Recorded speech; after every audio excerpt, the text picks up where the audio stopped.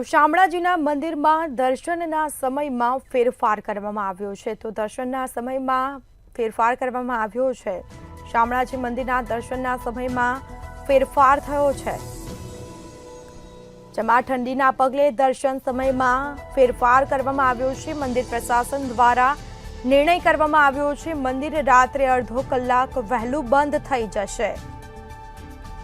મંદિર રાત્રે 8:30 વાગ્યાને બદલે 8 વાગે બંધ થશે। આ નિર્ણય કરવામાં આવ્યો છે। સવારથી સાંજ સુધીના દર્શનનો સમય રાબેતા મુજબ રહેવાનો છે। તો ઠંડી વધુ હોવાથી મંદિર પ્રશાસન દ્વારા નિર્ણય કરવામાં આવ્યો છે। શામળાજી મંદિરના દર્શનના સમયમાં ફેરફાર કરવામાં આવ્યો છે।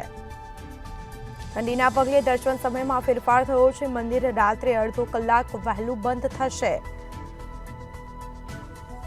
તો મંદિર રાત્રે 8:30 વાગ્યાને બદલે 8 કલાકે બંધ થશે।